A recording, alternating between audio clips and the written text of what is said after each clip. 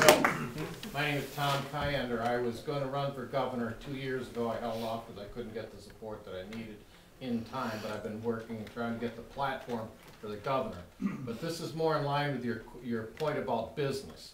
There's a fundamental difference between American business, German, Japanese, and some of the other, I suppose, Chinese business. These businesses develop because the community that they start in, together with the banks, together with local officials, so when a man starts that business, it's permanent and it stays there. The American business ethic at times is the skinniest book in the world, because they'll start a business, they get a little bit frustrated, and we'll see you later. So the men, the women, the families that depended on this business, the American belief, the dream that they invested everything in, is suddenly taken away. So we're competing on a world market with European companies that have employees, and they have a business that's a permanent business. The same in Japan, with reasonable salaries, families they support, and they're able to grow and develop and compete.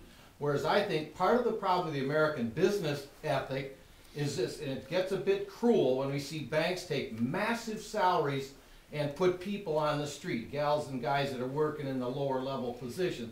So although we all believe in the American way and American business and jobs and opportunities, it seems to me that it isn't a level playing field when we're out there, as you say, going against Boeing, trying to go against Airbus and Japanese, and I suspect the Chinese are going to do the same thing, because what they work for and how they're loyal is supporting them, whereas our business is over here. That's why we have unemployment. That's the way I see it in the business sector. Well, you know, talk about unemployment. You know, we have 10% unemployment, and the Chinese have 10% growth. Okay. Do you know that they sold 13.5 million cars in China last year to our 10 million? They sold more cars in China. Now, I went to China for the first time in 1982, landed in Shanghai and Beijing, and took a taxi to downtown. It's, you know, 10 miles. We passed maybe 12 cars. You can now go to China on that same highway, go 30 miles outside of Beijing, turn right at an exit ramp that didn't exist 10 years ago. This is true. You should understand this. And you will go 20 miles, and all you will pass is plant after plant, 20 miles. Plant, plant, plant, plant, plant, plant. Okay? We need to get our acts together. Okay? That's what we're dealing with. So I agree with you. There's an awful lot that needs to be done. But what I do know is what they're doing in Washington is not helping. I know what they're doing is sucking up every ounce of capital, and they're funneling these terrible deficits that's bankrupting us. They're promising entitled programs that we can't afford. And they're getting in the way with regulations and business and job creation programs that just simply don't work. So, yes, Andy. Bill, for those who don't know, good morning. My name is Andy Sanborn. I want to thank you personally and on behalf of this group for stepping up and enticing a company you don't own or don't control to represent what we believe in overseeing health for Scott Brown in Massachusetts. I mean, you made a huge decision. It just shows how much you're trying to represent our beliefs and help us, and I thank you very much, and I think the whole group probably would too. Thank you very, very much, Andy. You should run for office.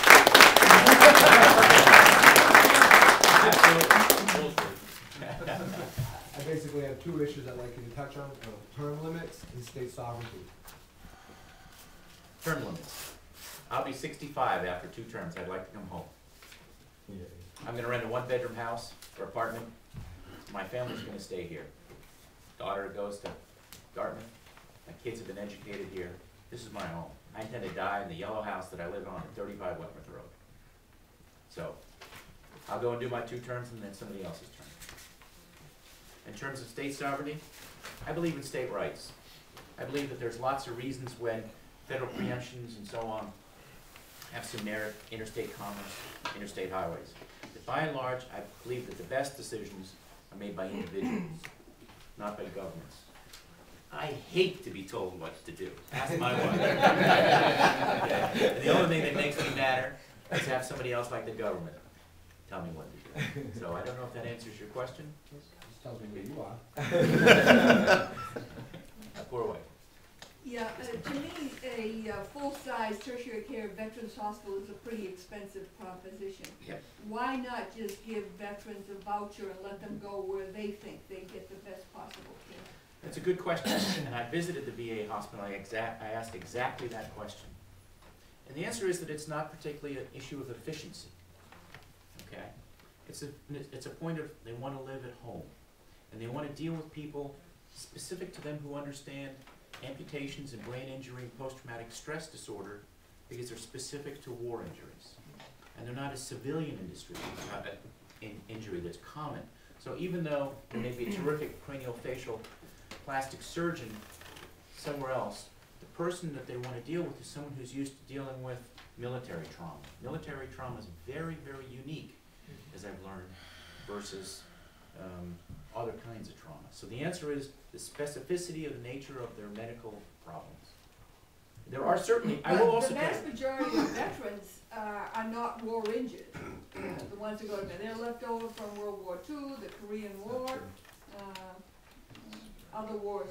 well, there's a bifurcation of the people who go there, okay? The first is that the VA treats people who have war injuries, first and foremost. Then there's a means test for who else gets served.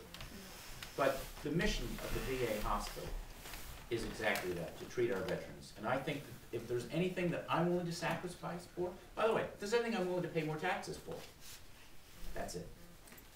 Men and women who've given everything, they need and absolutely deserve the best that we got. So I don't know if that answers your question. No, Here's another thing that we it really don't doesn't. Okay, well, What about the VA hospital in White River Junction? right, and That doesn't qualify? it doesn't, first of all, it's in Vermont. Yeah, but you know, how many miles from the New Hampshire border? Well, if you live where I do on the seacoast, it's 3 hours. I mean, it's a long way. So I think the answer is that we are one of the very few states in the country. Doesn't that bother you, that we're one of the very few states in the country that doesn't have a major VA hospital? It is to me. I think we could probably disagree on this, but to me, it's profoundly important. And it's one of the compasses that I would have in evaluating decisions. That's all I can tell you. We can agree or disagree about the merits of it, but that's my compass.